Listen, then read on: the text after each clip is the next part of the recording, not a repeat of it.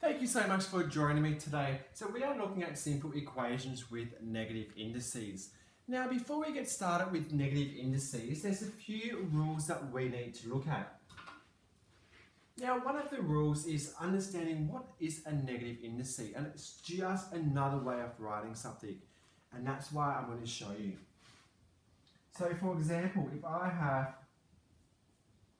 x times x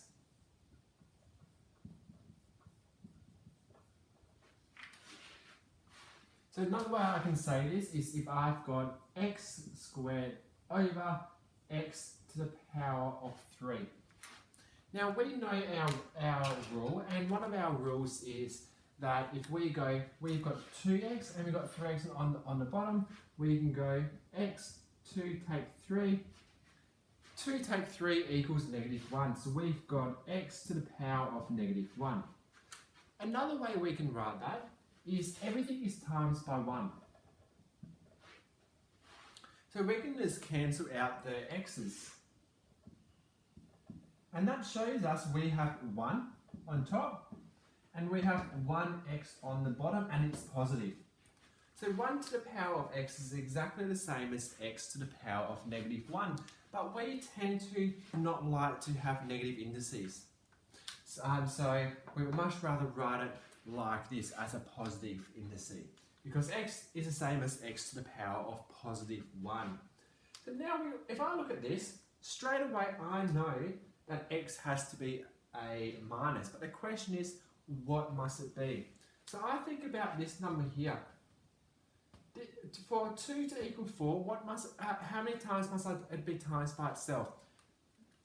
2 times itself, so 2 squared. But I need it to be on the bottom. So if I believe that x will equal -2, because if I go 2 to the power of -2, that is the exact same as what we've proven here, to be 1 to the over 2 to the power of 2, and 2 squared is 4. So it's exactly the same as 1 over 4. Let's look at the second one over here. Again, I've missed this out. Now, when we've got brackets, I know the rule is that x is to multiply by everything on the top and everything on the bottom. So, for starters, 2 can't times itself to get into 9, but it can times itself to get into 4, and likewise with 3. So I know x must be a negative again. 2 times what equals 4? Itself. 3 times itself equals 9. So that means it must be -2. Because if I use that rule, I can go 2 to the power of -2 over 3 to the power of -2. That's the exact same as me flipping them and becoming positive. So I've got 3 to the power of 2 over 2 to the power of 2. 3 to the power of 2 is 3 times 3 equals 9, and 2 to the power of 2 is 2 times 2 equals 4. So x must be -2. Now this last one does look a bit challenging, but I want you to break it down and think about it. So the first thing I think about when I'm looking at this question is the brackets and this here. That must be multiplied by the 2 and the 5. So I'm going to rewrite that. I've got 2 to the power of 3x take 5 over 5 to the power of 3x take 5. The next thing that I'm going to be thinking about is, okay, well, what do these must be negative, because I can't get 5 into 4. 5 into 25 is times itself.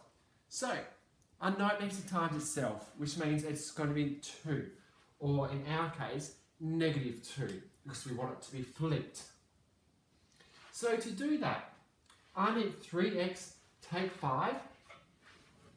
So 3x take 5 must equal -2.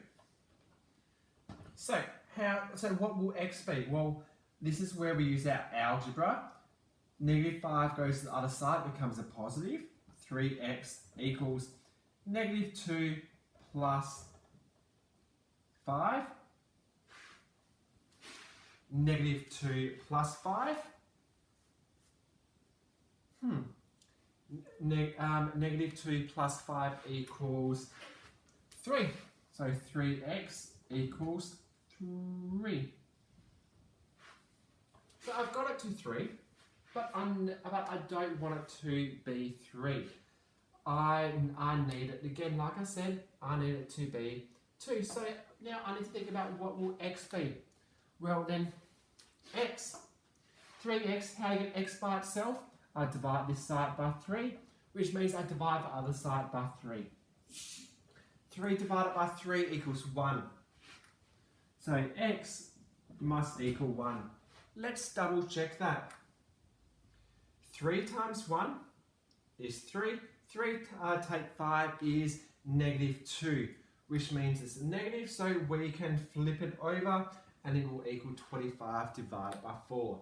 So it's really about understanding our rules with negative indices for us to be able to solve these simple equations.